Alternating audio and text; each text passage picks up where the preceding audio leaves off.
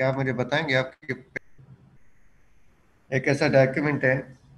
जिसको एग्जीक्यूट करना है, डॉक्यूमेंट को एग्जीक्यूट करना है, या जो नेगोशिएबल इंस्ट्रूमेंट है उसको एंडोर्स करना है। हमने एंडोर्समेंट पढ़ा हुआ है, नेगोशिएबल इंस्ट्रूमेंट पढ़ा हुआ है। नेगोशिएबल इंस्ट्रूमेंट में एंडोर्समेंट होती है। तब ये ऐसे रूल 34 बता रहा है कि जो डिक्री है वो इस हवाले से है। तो ये रूल कह रहा है कि where a decree is for the execution of a document और for the endorsement of a negotiable instrument and the judgment debtor neglects और refuse to obey the decree, कि जब डिक्री इस किस्म की है कि डॉक्यूमेंट को एग्जीक्यूट करना है या नेगोशिएबल इंस्ट्रूमेंट है उसको एंडोर्स करना है, और जो जजमेंट डेप्टर है वो डिक्री पर अमल नहीं कर रहा, उसको ओबे नहीं कर रहा, तो ऐसी सूरत में क्या किया जा सकता है कि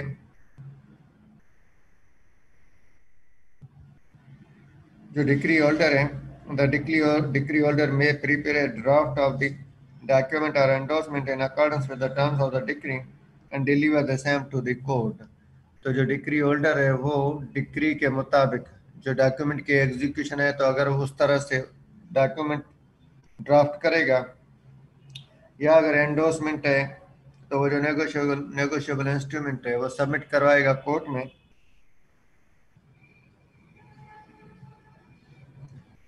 in accordance with the terms of the decree and deliver the same to the court। और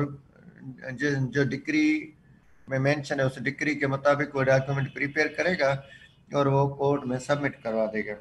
The court shall thereupon cause the draft to be served on the judgment debtor together with a notice requiring his objection, if any, to be made within such time as the court fix in his behalf, in this behalf। Court वो document जो है वो submit सर्व करेगी judgement debtor पर और उसको कहेगी कि अगर इस पर कोई ऑब्जेक्शन है तो वो ऑब्जेक्शन जो है वो with in such time time के अंदर जो टाइम कोर्ट फिक्स करती है वो ऑब्जेक्शन कोर्ट में जमा कराए। Where the judgment debtor objects to draft, his objection shall be stated in writing within such time and the court shall make such order approving or altering the draft as it thinks fit। और अगर judgement debtor जो है उस वो object कोई objection करता है, ठीक है, तो वो ऑब्जेक्शन जो है वो राइटिंग में होगी और जो कोर्ट है वो ऑर्डर करेगी उस पर क्या, या वो ऑब्जेक्शन जो है वो अप्रूव करती है या इन व्यू ऑफ द ऑब्जेक्शन जो ड्राफ्ट है उसमें कोई मॉडिफिकेशन की जाती है।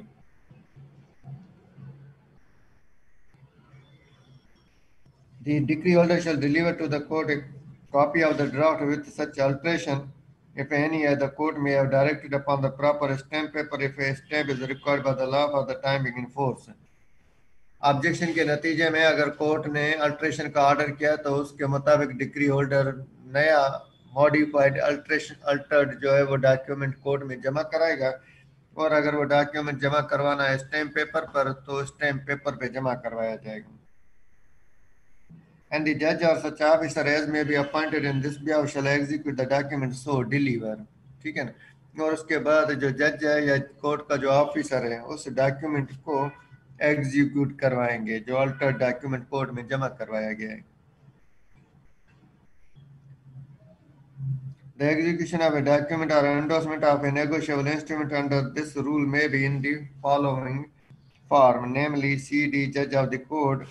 of, or as the case may be for AB in a suit by EF against AB, and shall have the same effect as the execution of the document or the endorsement of the negotiable instrument by the party ordered to execute or endorse the same। और court उस क्योंकि वो document फिर court में जमा हो गया तो अब कोर्ट उस पर उसकी एग्जीक्यूशन करेगी, ठीक है, क्योंकि जो जजमेंट डेप्टर है वो उसको एग्जीक्यूट नहीं कर रहा था, ओबे नहीं कर रहा था। तो अब जो डॉक्यूमेंट की एग्जीक्यूशन है तो डॉक्यूमेंट की एग्जीक्यूशन कोर्ट करेगी और वो समझा जाएगा कि वो जजमेंट डेप्टर की तरफ से वो एग्जीक्यूशन है। और अगर नेगोशिएबल इंस्ट्रूमेंट की एंडोर्समेंट थी तो वो एंडोर्समेंट भी कोर्ट कर देगी और वो समझी जाएगी कि जजमेंट डेप्टर की तरफ से है। The court or such officer as it may appoint in this behalf shall cause the document to be registered if its registration is required by the law for the time being in force, or the decree holder desires to have it registered। Court का जो officer है, court या court का जो officer है वो उस document को रजिस्टर करवाएगा अगर उसकी रजिस्ट्रेशन जरूरी है या जो डिग्री होल्डर है वो कहता है कि ये डॉक्यूमेंट रजिस्टर्ड करवाया जाए, and may make such order as a thing fit as the payment of the expenses of the registration। और कोर्ट रजिस्ट्रेशन के हवाले से जो एक्सपेंसेस है, जो अखराजात है, उस हवाले से कोई ऑर्डर पास करेगी कि किसने या कितने एक्सपेंसेस पे करने हैं।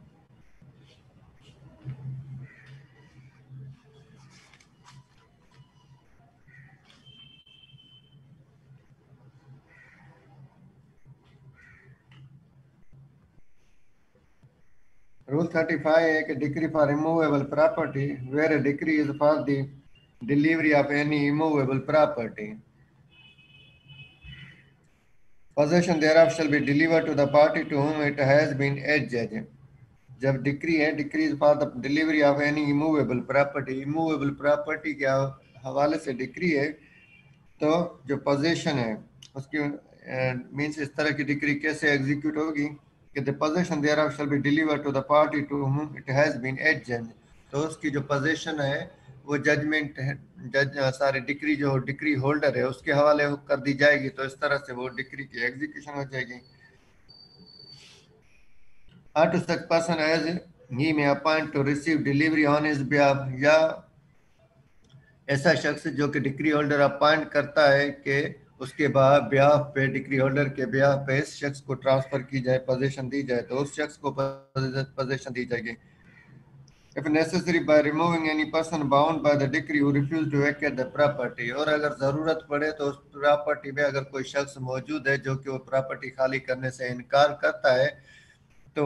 उस शख्स से वो प्रॉपर्टी खाली करवाई जाएगी।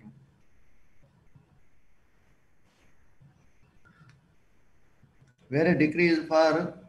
the joint possession of immovable property, such possession shall be delivered by affixing a copy of the warrant in some conspicuous place on the property and proclaiming by beat of drum or other customary mode at some convenient place the substance of the decree।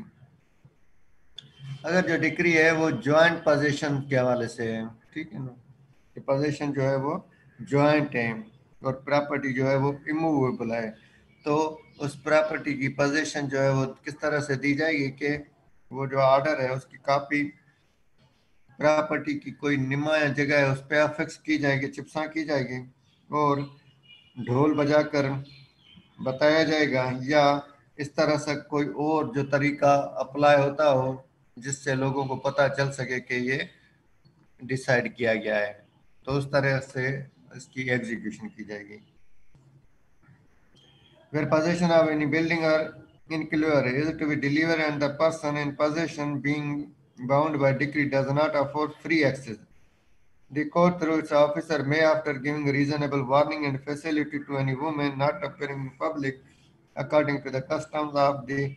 country, to withdraw, remove or open any lock or bolt or break open any door or do any other act necessary for putting the decree holder in possession।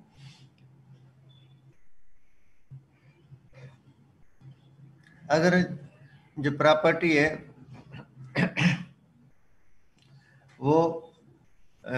जिसकी position दिलवाना है वो कोई building है या इंक्लोयर है,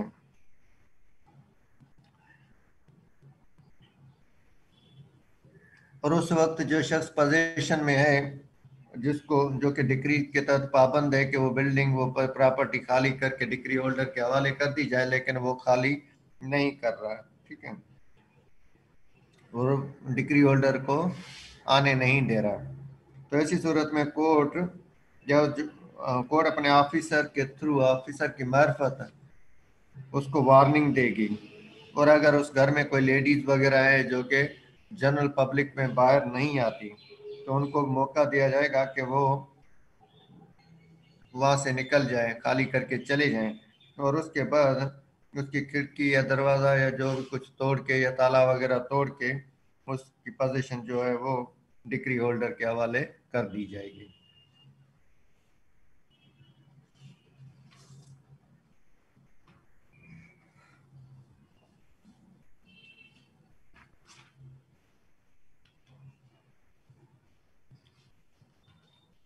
36 is a decree for delivery of immovable property wherein occupancy of tenant.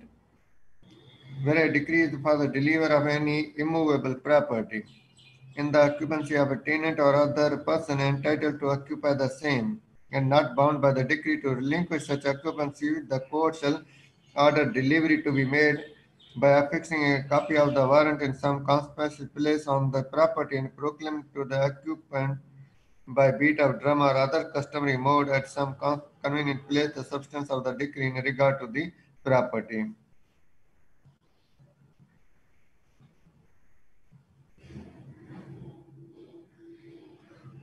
अगर जो प्रॉपर्टी है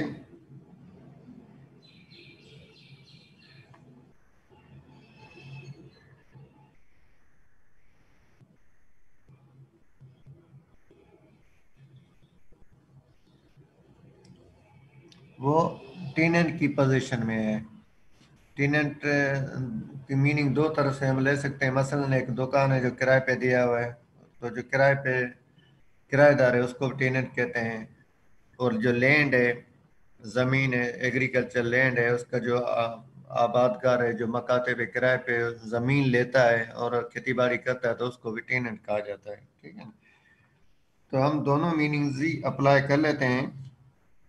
अब यहाँ पर जो रूल है इसकी लैंग्वेज कह रहा है, क्या कह रही है कि वो जो टेनेंट है, प्रॉपर्टी जो है टेनेंट की पोजीशन में, और टेनेंट कानून के तहत उस प्रॉपर्टी छोड़ने का न छोड़ने का हक रखता है।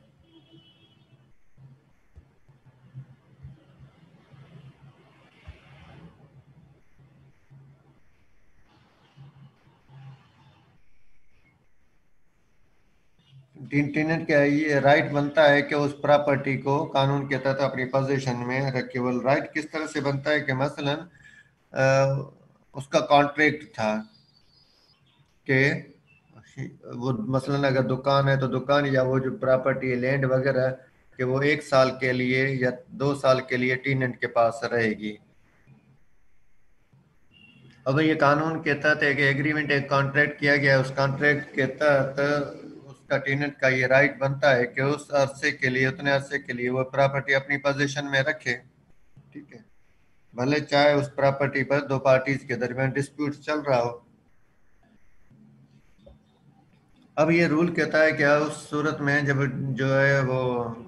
मैटर डिसाइड हो गया और प्रॉपर्टी टेनेंट के पोजीशन में है तो वो किस तरह से एग्जीक्यूट होगी। तो रूल कह रहा है कि कोर्ट का जो अफसर है वो उस पर, वो जो कोर्ट का ऑर्डर है डिलीवरी के हवाले से, वो उस पर चिप्सा कर देगा प्रॉपर्टी पर नुमाया प्लेस पर, और ड्रम ढोल बजाकर बता दिया जाएगा, या इसके अलावा कोई और जो तरीका हो आसान कन्वीनियंट जिससे लोगों को पता चले, तो इस तरह से लोगों को बता दिया जाएगा। ऑब्जेक्ट क्या है कि लोगों को पता चल गया, अब उसको टेनेंट को भी पता चल गया कि ये प्रॉपर्टी कोर्ट के फैसले के तहत अब ए की नहीं रही, अब प्रॉपर्टी बी की हो गई है, और लिहाजा ये टेनेंट अपना जो टर्म है वो कंप्लीट करके ये प्रॉपर्टी जो है वो बी के हवाले कर देगा।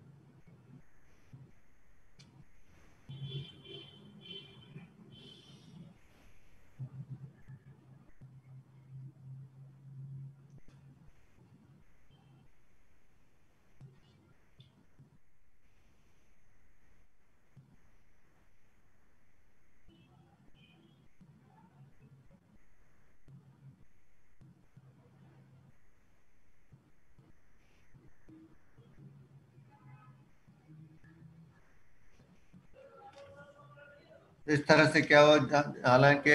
फिजिकली ये प्रॉपर्टी ट्रांसफर नहीं हुई, डिलीवर नहीं हुई, लेकिन इन प्रिंसिपल वो जो है वो प्रॉपर्टी ट्रांसफर हो गई, डिलीवर हो गई। नेक्स्ट जो रूल है वो है discretionary power to permit judgment debtor to show cause against detention in prison.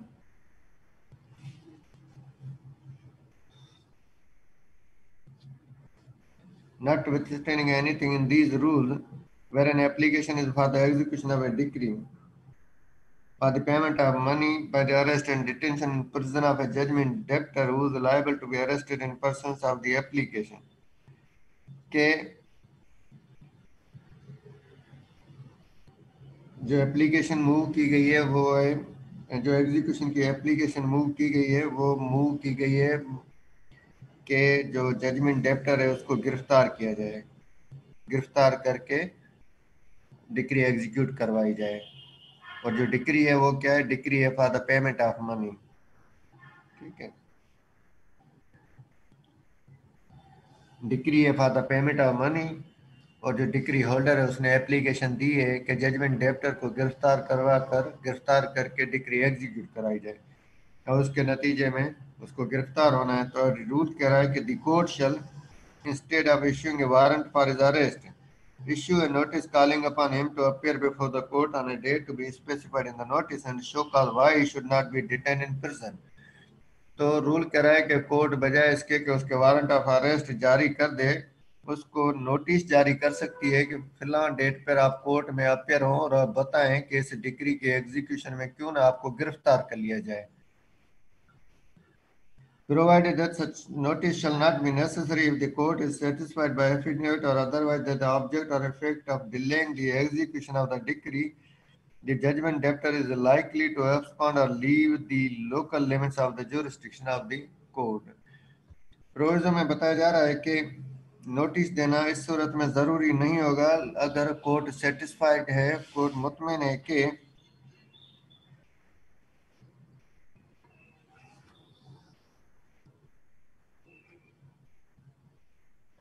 जो है एग्जीक्यूशन को डिले करने के मकसद से जो जजमेंट डेप्टर है वो कोर्ट की जो ज्यूरिस्डिक्शन है वो छोड़कर जाने वाला है, एब्सकॉन्ड करने वाला है, वहां से जाने वाला है।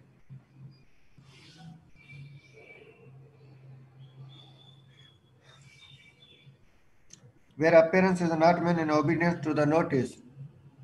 the court shall, if the decree holder so requires, issue a warrant for the arrest of the judgment debtor।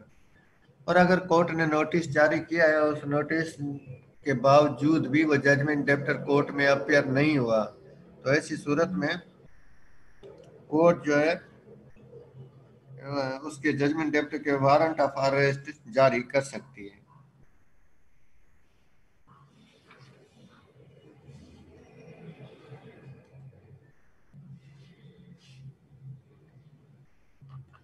38 rule बता रहा है warrant for arrest direct judgment debtor to be brought up. Every warrant for the arrest of a judgment debtor shall direct the officer entrusted with its execution to bring him before the court with all convenient speed, unless the amount which he has been ordered to pay, together with the interest thereon and the cost, if any, to which he is liable, be sooner paid। जो warrant of arrest जारी किया जाएगा उस warrant of arrest में direct किया जाएगा कि जो ये शख्स है जजमेंट डेप्टर, इसको गिरफ्तार करके कोर्ट के सामने कोर्ट में पेश किया जाए, अनलेस के वो जो शख्स है जजमेंट डेप्टर है वो गिरफ्तारी से पहले ही जो डिक्री है, डिक्री के तहत जो पैसे देने हैं वो पैसे और उसका जो इंटरेस्ट बनता है वो इंटरेस्ट, और उसके अलावा अगर कोई अखराजात वगैरह है वो अखराजात देने के लिए ये तैयार है। अगर देने के लिए तैयार है तो ठीक है, अदरवाइज उसको गिरफ्तार करके कोर्ट के सामने पेश किया जाए। अब 40 रूल बता रहा है कि गिरफ्तारी के बाद क्या होगा, कि proceeding on appearance of judgment debtor in obedience to notice or after arrest, के या तो नोटिस जब मिला तो नोटिस के जवाब में वो शख्स जजमेंट डेप्टर जो है कोर्ट में हाजिर हो गया, या ये है कि वारंट ऑफ अरेस्ट के तहत तो उस जजमेंट डेप्टर को गिरफ्तार कर लिया गया और गिरफ्तार करके कोर्ट में पेश किया गया। दोनों सूरतों में वो कोर्ट के सामने है। When a judgment debtor appears before the court in obedience to a notice issued under Rule 37,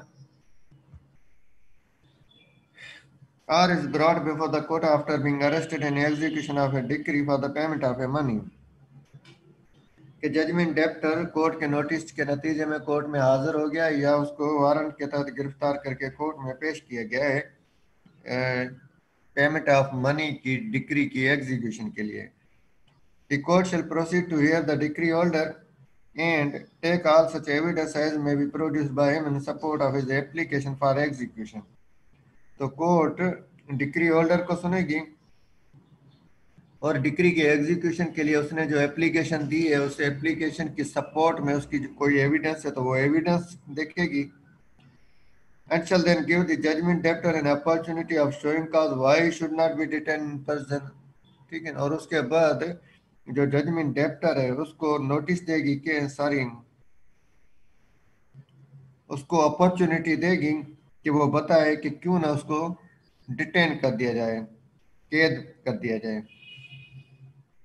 Pending the conclusion of the inquiry under sub-rule 1, the court may in its discretion order the judgment debtor to be detained in custody of an officer of the court or release him on his furnishing security to the satisfaction of the court for his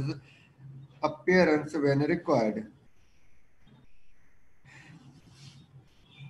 कि सब rule 1 के तहत जो inquiry है जिसमें court उसको opportunity दे रही है कि वो बताए कि क्यों ना उसको गिरफ्तार किया जाए, इस हवाले से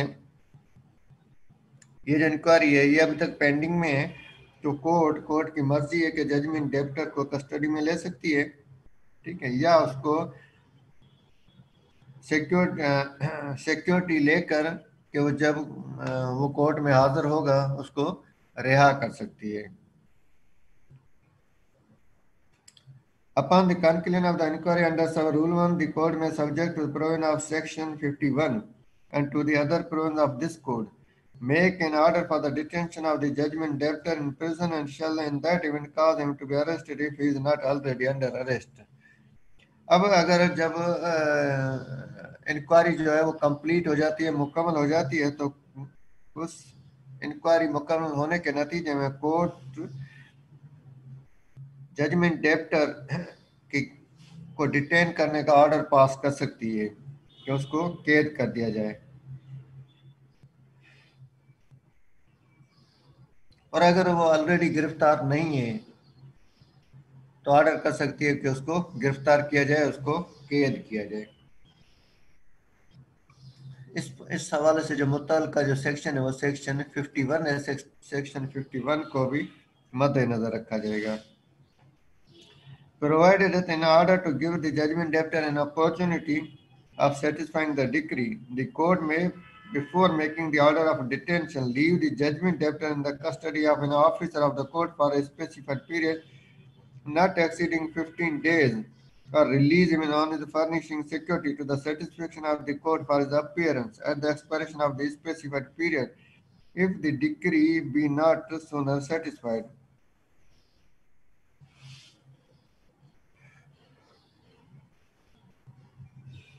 प्रोविजन में बताया गया है कि डिक्री के एग्जीक्यूशन के लिए जजमेंट डेप्टर को मौका देने के लिए कोर्ट दो ऑप्शन अडॉप्ट कर सकती है। एक ये कि उसको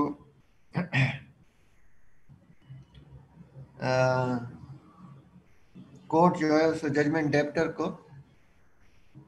डिटेन करने से पहले, कैद करने से पहले कोर्ट के ऑफिसर की कस्टडी में दे सकती है 15 डेज तक के लिए, ठीक है, या उसको रिलीज कर सकती है सिक्योरिटी के बिना पर कि अगर वो सिक्योरिटी देता है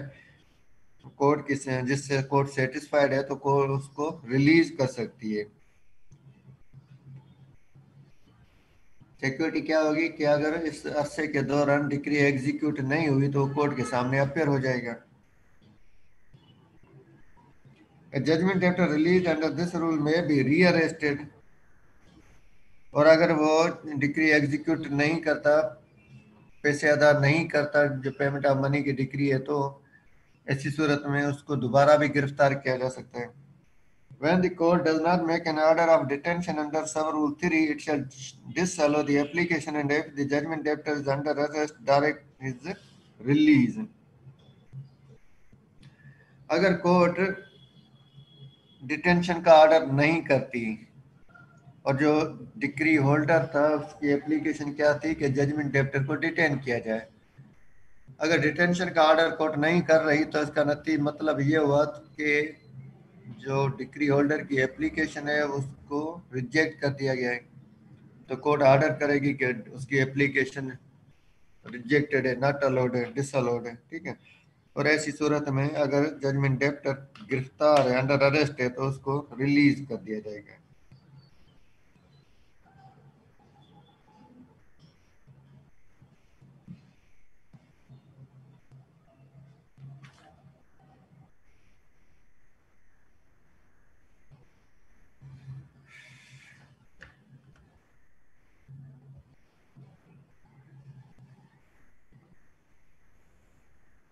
41 rule examination of a judgment debtor as to his property.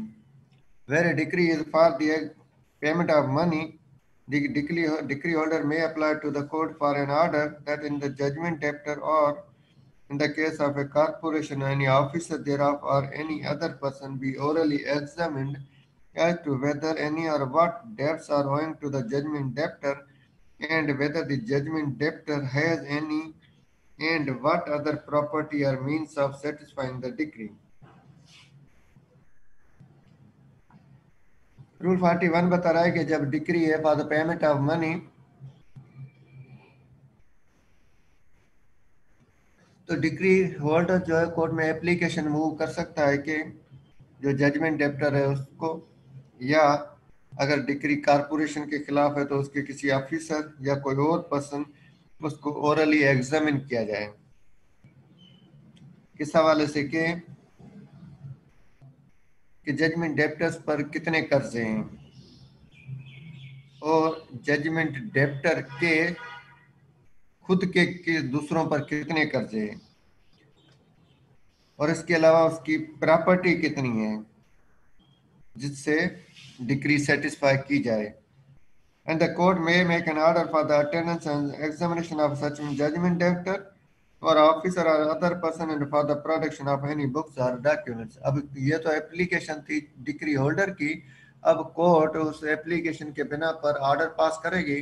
और उस जजमेंट डेप्टर या अगर कारपोरेशन है तो कारपोरेशन के किसी ऑफिसर या किसी और शख्स को जो कि अदर पार्टी है जिसके खिलाफ डिक्री पास की गई है, तो उसको कोर्ट में पेश होने का ऑर्डर किया जाएगा और अगर कोई डॉक्यूमेंट वगैरह हो तो वो डॉक्यूमेंट भी प्रोड्यूस करने का हुक्म दिया जाएगा।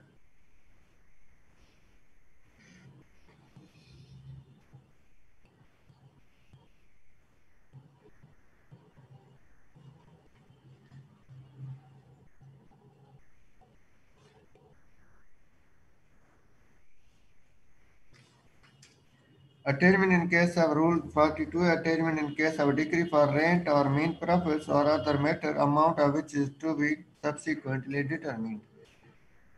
Where a decree directs an inquiry as to rent or main profit or any other matter, the property of the judgment debtor may, before the amount due from him has been ascertained, be attached as in the case of an ordinary decree for the payment of money. कि जो decree है वो decree क्या कहती है कि जो rent है, रेंट या मेन प्रॉफिट या किसी और मामले में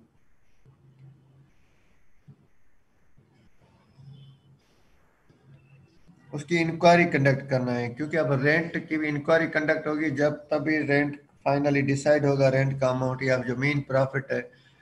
तो इसमें प्रीलिमिनरी डिक्री पास होती है। तो अगर डिक्री ये कहती है कि इसकी इंक्वायरी कराई जाए तो ऐसी सूरत में the property of the judgment debtor may before the amount due from him has been ascertain, जब तक वो अमाउंट असर्टेन हो कि कितने अमाउंट की डिक्री पास की जाए, कितना अमाउंट इससे रिकवर होना है,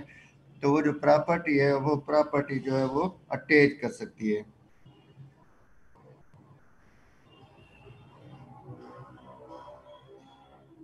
as in the case of an ordinary decree for the payment of money, जिस तरह से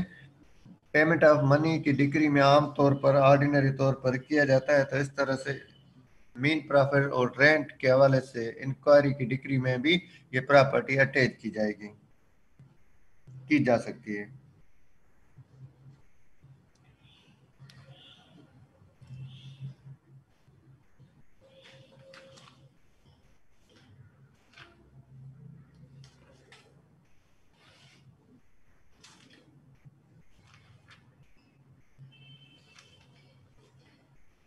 Rule 43, attachment of movable property other than agriculture produce in possession of a judgment debtor.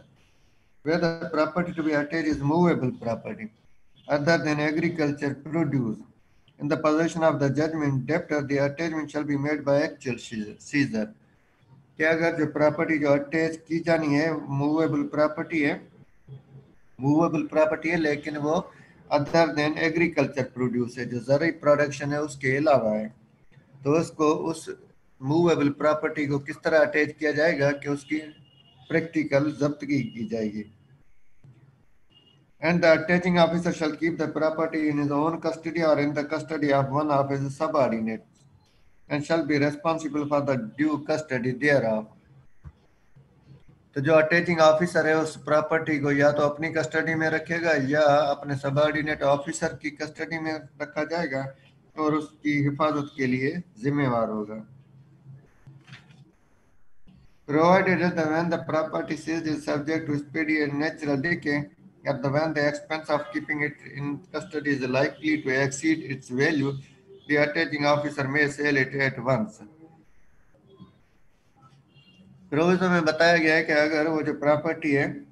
जो जब्त की गई है वो ऐसी है कि जल्दी खराब या नाकारा हो सकती है, या ये कि वो प्रॉपर्टी ऐसी है कि जिसको सेफ कस्टडी में रखने के लिए उसके जो अखराजात है वो अखराजात उसकी कीमत उसकी वैल्यू से ज़्यादा है। ठीक है ना। प्रॉपर्टी जिसकी हिफाजत की जा रही है, जिसको कस्टडी में लिया गया है, मूवेबल प्रॉपर्टी, उसकी वैल्यू इतनी नहीं है जितना उसकी उसकी हिफाजत पे खर्चा हो रहा है। तो ऐसी सूरत में, दोनों सूरतों में, कि जब वो खराब या नाकारा होने का अमकान है या जब उसकी हिफाजत पर खर्चा उसका ज़्यादा आ रहा है, तो ऐसी सूरत में प्रॉपर्टी को सेल किया जा सकता है। यहाँ पर हम स्टॉप करेंगे। आपका सवाल हो तो आप पूछें।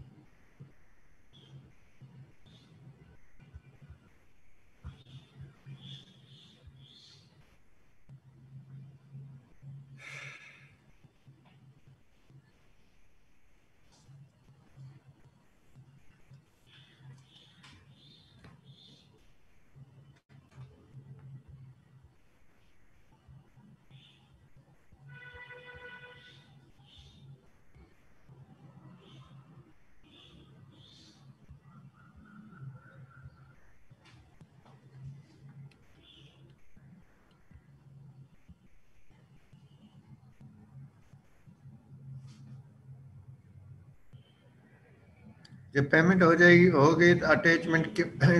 का मकसद ही ये है कि उसको मजबूर किया जाए कि वो डिक्री एग्जीक्यूट करे। और अगर पेमेंट ऑफ मनी की डिक्री है और उसने पैसे दे दिए तो फिर तो अटैचमेंट का कोई मकसद ही नहीं रहा, फिर तो अटैचमेंट खत्म कर दी जाएगी।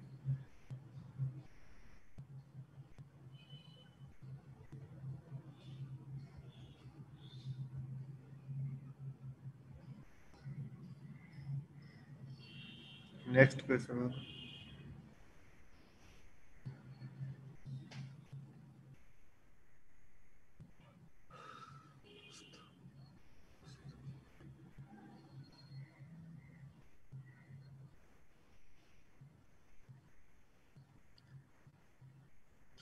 ठीक है, thank you very much, take care and अल्लाह हाफिज।